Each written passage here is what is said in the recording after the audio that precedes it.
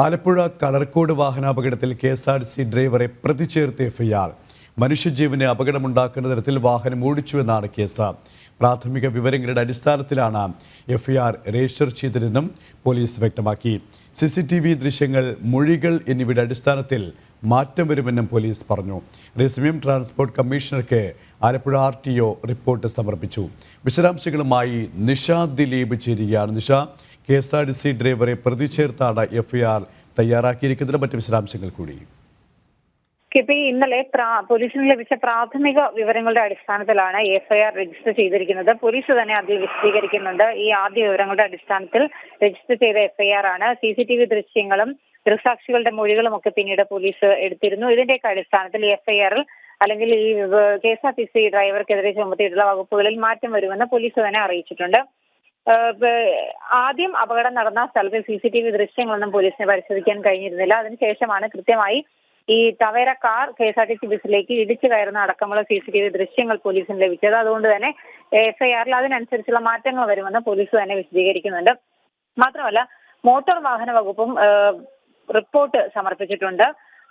Alappuzha transport കമ്മീഷണർക്കാണ് Alappuzha RTO report സമർപ്പിച്ചിരിക്കുന്നത്. അപകടത്തിന്റെ കാരണങ്ങൾ 4 കാരണങ്ങളാണെന്നാണ് പ്രധാനമായും റിപ്പോർട്ടിലുള്ളത്. ഒന്ന്, മഴ മൂലം റോഡിലെ വെള്ളത്തിന്റെ സാന്നിധ്യം ഉണ്ടായിരുന്നു. അവിടെ വെളിച്ചക്കുറവുണ്ടായിരുന്നു. അതൊക്കെ അപകടത്തിന് കാരണമായി. മറ്റൊന്ന്, 7 പേർ യാത്ര ചെയ്യേണ്ട ടവേര വാഹനത്തിൽ 11 പേർ കയറിയത് അപകടത്തിന്റെ ആഘാതം കൂട്ടി.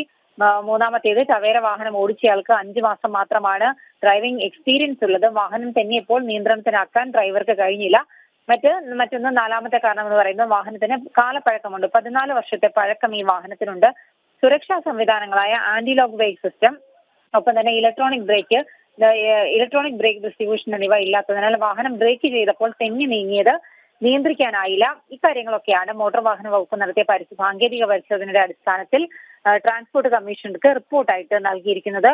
മറ്റൊരു കാര്യം, ഈ അപകടത്തിൽ ചികിത്സയിൽ കഴിയുന്ന വിദ്യാർത്ഥികളുടെ ചികിത്സയുമായി ബന്ധപ്പെട്ട് മെഡിക്കൽ ബോർഡ് ചേർന്നിരുന്നു. ക്രിട്ടിക്കൽ കെയർ വിദഗ്ധൻ ഈ ചികിത്സയിൽ കഴിയുന്ന 6 വിദ്യാർത്ഥികളാണ്. ഇവർ 2 പേരുടെ നില ഗുരുതരമായി തന്നെ തുടരുകയാണ്. ഇവരെല്ലാവരെയും ഡോക്ടർ അനീഷ് ദാസ് എന്ന് പറയുന്ന തിരുവനന്തപുരത്ത് നിന്നുള്ള ക്രിട്ടിക്കൽ കെയർ വിദഗ്ധൻ പരിശോധിച്ചിട്ടുണ്ട്. ആരോഗ്യമന്ത്രിയുടെ സാന്നിധ്യത്തിലാണ് ഈ ക്രിട്ടിക്കൽ കെയർ വിദഗ്ധന്റെ സേവനമൊക്കെ ഉറപ്പാക്കാൻ തീരുമാനിച്ചത്. എന്തായാലും ഈ വിദ്യാർത്ഥികളുടെ ആരോഗ്യനിലയുമായി ബന്ധപ്പെട്ട് മെഡിക്കൽ ബോർഡ് വരും ദിവസങ്ങളിലും കൂടുമെന്ന് അറിയിച്ചിട്ടുണ്ട്. ഇത്രയും കാര്യങ്ങളാണ് ഇന്നിപ്പോൾ ഈ വിദ്യാർത്ഥികളുടെ ആരോഗ്യനിലയുമായി ബന്ധപ്പെട്ട് പറയാനുള്ളത്. ആലപ്പുഴയിൽ നിന്നും നിഷ ദിലീപാണ് വിവരങ്ങൾ നൽകിയത്.